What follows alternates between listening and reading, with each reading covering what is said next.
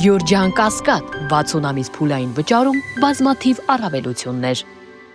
Մարտահրավերներ ու ռիսկեր ներսում տարբեր ուժեր պատրաստում են ընտրություններին։ Այս բեռով ընտրությունների գնալը ինչ հեռանկար է բացում ընդդիմության համար։ Շնորհակալ եմ նախ հարցերի համար, ուզում եմ առիթից օգտվել եւ նախ եւ առաջ իմ անվերապահ մերաշխությունը հայտնել Դավիթին Ամբարձումյան եւ բոլոր քաղաքապետարներին, որ այսօր այս կամ այն խափանման միջոցի ներքո ենթարկվում են քաղաքական հետապնդումներին, հատկապես ուզում եմ շեշտել բոլոր սրբազաններին եւ մասնավորապես դեռևս բանտային կալանքում մնացած Բագրատ սրբազանին, մյուս սրբազաններին եւս իրենց սահմանափակումներով անդերձ համարում եմ բացահայտ խղճի բանտարկյալներ։ Իդեպ պատահական չէր, որ երեք ԱՄՆ կրոնական ազատությունների միջազգային հարցերով զեկույցում Հայաստանի հետ կապված բավականին երկիմաստ։ Իհարկե լավ կլիներ ամեն ինչ միանշանակ գրվեր, բայց սա նույնպես տեղաշարժ է իրականության մեջ, հաշվի առնելով, որ հատկապես արևմտյան ամերիկյան կառույցները երկար ժամանակ աչք էին թեքում իրականությունից։ Երևի թե փոխնախագահ Վենսի այցը այնուհանդերձ որոշակի դաշտային աշխատանք իրավիճակը ուսումնասիրելու եւ հասկանալու այդ գործին ծառայել է եւ այդ զեկույցում տեղ գտած բնորոշումները, օրինակ երեք լավ դա չտարածվեց մամուլում, առաջին անգամ էր, որ ամերիկյան նման կառույց գրում է, որ արդյոք սրբազանների նկատմամբ հետապնդումները քաղաքական են թե կրիմինալ, դա իհարկե քննարկման թեմա է։ Ակնհայտ նման ձևակերպում առաջ չկար, հիշում ենք, որ ուրիշ բաներ էին ասում, այդ թվում ԵԽԽՎ մոնիտորինգային զեկույցում եւ այլն։ Այս իրականության երկու զուգահեռ, տեսեք, այսօր դուք այստեղ եք, ես ձեզ հետ միասին դահլիճում Դավիթն է իր անհեթեթ մեղադրանքներով, իրեն ուղղված անհեթեթ մեղադրանքներով զուգահեռ հենց հիմա Նիկոլը Ստրասբուրգում Եվրոպարլամենտի շենքում ճոռոմաբանելու է Democracy, Human Rights-ի եւ իր վատ անգլերենով արտացոլվող մնացած անգիր արած մի քանի տերմինների մասին ու եվրոպացի մի շարք ոգևորված ձյաձեր ու ծոցեր աչքները լցնելու են, ասեն էլ չասեմ, ինչ են ասելու, բայց ես դες ասեմ, որ արևմուտքում ոչ բոլորն են այդպես մտածում, ինչպես վաճառում են, այդ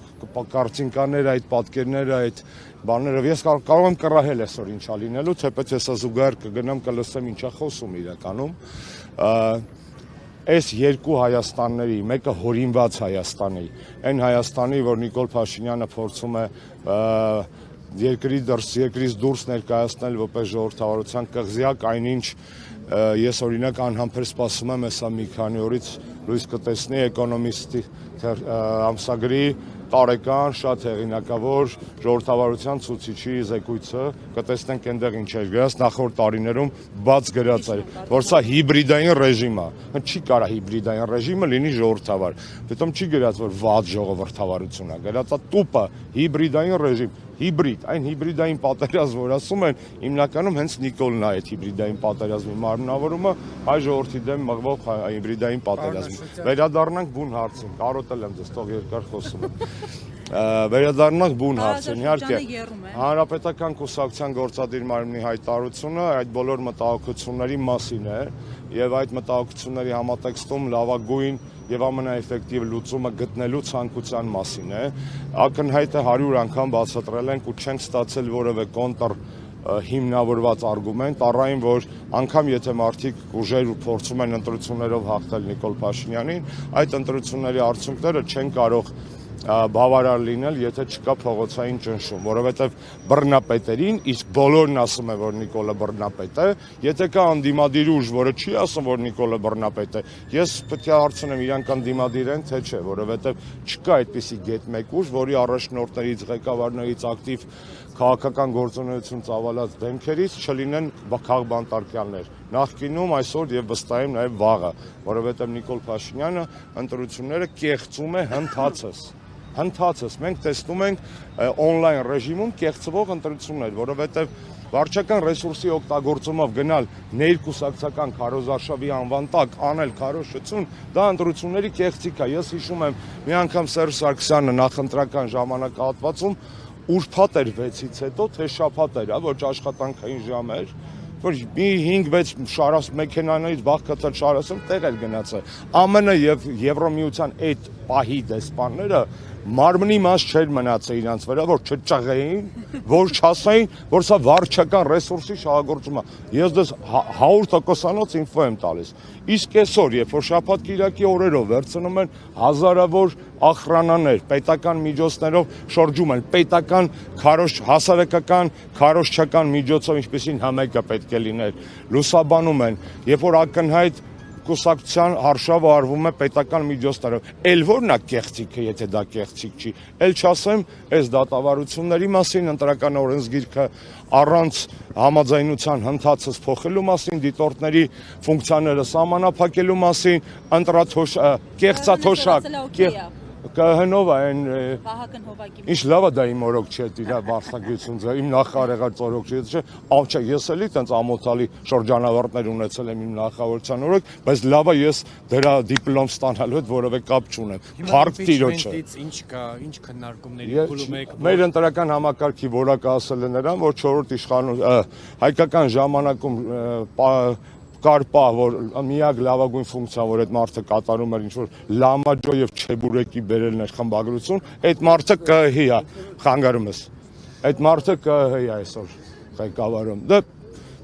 տենց մի հատ անեկդոտ կա, կոչվում է ֆիասկո, ես մի քիչ խուժանական է, հետո կպատմեմ եթերից դուրս։ Իմպիչմենտից ինչ կպատմեք։ Իմպիչմենտը խուժանական հնչում է, բայց բացարձակ խուժանական չի, շատ գործնական մեխանիզմ է, որը առնվազն Բայլեկ ջան, առնվազն թույլ է տալիս, այս դառը իրականությունից է, որ ժպտում ենք ու փորձում ենք մի քիչ ջրիկացնել, նոսրացնել այն ծանրությունը, որը կա երկրի հետ կապված այդ նստվածքը տարալուծել։ Սա մեխանիզմ է, որ առնվազն թույլ է տալու ապահովել փողոցային ճնշում։ Ով արձագանքեց ձեր այդ հայտարարությանը։ Գիտեք, ես վստահ եմ, պաշտոնապես ոչ ոք, բայց մենք չենք հիասթափվել, չենք հուսահատում, կան քաղաքական ուժեր, որոնք փոխանակ կոնտենտ քննարկեն, շարունակում են, չգիտեմ, խայթոցներ հանրապետականի հասցեին։ Ուզում եմ մի բան բացատրել, ոչ մեկին թուրիմացիան մեջ չգցի այն բանը, որ մենք դեռ չենք որոշել մասնակցենք ընտրություններին։ Բացատրեմ խի, շատ ազնիվ։ Եթե մենք մասնակցենք ընտրություններին, ապա այդ ընդդիմադիրներին էլ ավելի ամոթ է լինելու ողջ ընտրաշավի ժամանակ։ Իսկ եթե մենք ինչու, որովհետև պարզ է, եթե այդ խոսույթով են գալու ընտրական գործընթացների մեջ, այսինքն Նիկոլին քլնգելու փոխարեն իրանց եւ մեր ռեսուրսները Նիկոլի վրա էթիչեցնելու են դեպի հանրապետական ու մենք ստիպած պատասխանենք մի 25-30%-ով եթերաժամանակ կորցնենք, ռեսուրսներ կորցնենք եւ այլն, այդ նշանակում է Նիկոլի համար են անում։ Բոլոր այն ընտրական գործընթացի մեջ եղած ընդդիմադիր ուժերը, որոնք հիմիկվանից ընտրարշավը ներառյալ փորձելու են թիրախավորել հանրապետականին, Նիկոլի դեմ չեն պայքարում, որովհետև իրանց եւ մեր ռեսուրսի մի մասը իջացնում են Նիկոլի վրայից։ Երկրորդը, եթե մենք չմասնակցենք ընտրություններին, ապա вообще բռնվենք, որովհետև մենք եթե չենք մասնակցելու ընտրություններին, նշանակում է ունենալու ենք շատ ավելի մեծ ժամանակ այդ բոլոր ընդդիմադիր գործիչներին, որոնք իրենց մաշված քոքահան եղած վարկանիշները փորձում են մի քիչ, այսպես ասած, երկրորդ կյանք տալ հանրապետականին քլնգելով կամ խայթելով եւ այլն, պարզապես, չգիտեմ, հաշվարկը որն է իրանց։ Ես հասկանում եմ, ձեներ են կորցրել, բոլոր սոցհարցումները դա են ցույց տալի, որ ձեն են կորցրել, փորձում են ձեն բերել նորից։ Մեր ձեները մերն են։ Մեր ընտրողը շատ հավատարիմ ընտրող է։ Այսքանից հետո 7 տարի հետո հանրապետական համակրող, հանրապետական սիրող քաղաքացուն ոչ մի բանով էլ չես կարող խաբել։ Այսինքն դուք ոչ չմասնակցեք ընտրությամբ, Փաշինյանին թողած ընդդիմադիրների դիմակները պատրելով սպառել։ Չէ, եթե մենք չմասնակցենք ընտրության, մենք մեկ է, եւ դրա մասին խոսվելու է գալիք համագումարում, մենք օգտակար ենք լինելու իրական ընդդիմության գործին Փաշինյանին գահանքեց անելու։ Ինչ գործիքակազմով համագումարին այդ տարբերակները նույնպես կառաջարկվեն։ Եթե մասնակցենք ընտրության, բնականաբար գործիքակազմը արդեն հասկանալի է ինչպիսին է։ Ուզում եմ ասել, հարգելի, ոչ երբեմն ոչ այնքան սիրելի, որպես կանոն անցյալում, ընդդիմադիր գործընկերներ, խնդրում եմ ձեզ, մեզանից հեռու մնացեք։ Մեզ կպնելը ձեզ ձեռ չի տալիս, որովհետև մեր պատասխանները ձեզ էլ ավելի են մաշացնում։ Եվ երկրորդը դուք խանգարում եք մեր եւ հուսով եմ նաեւ ձեր իրական գործին Նիկոլ Փաշինյանից ազատվելու։ Յան տվեք մեզանից։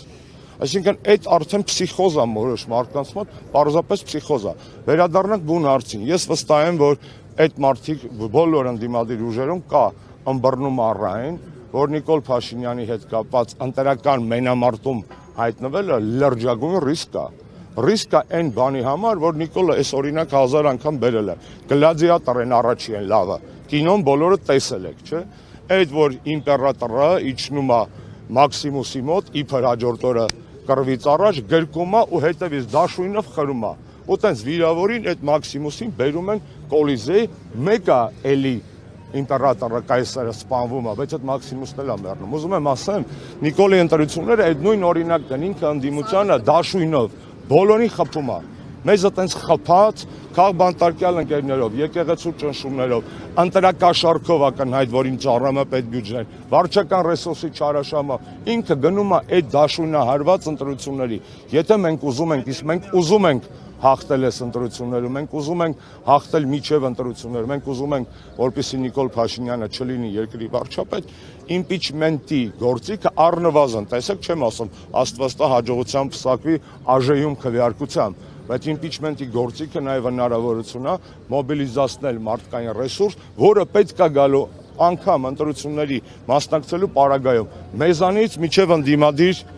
բաներ, առաջնորդներ։ Այդքան էլ ճիշտ։ Վերջ, շնորհակալ։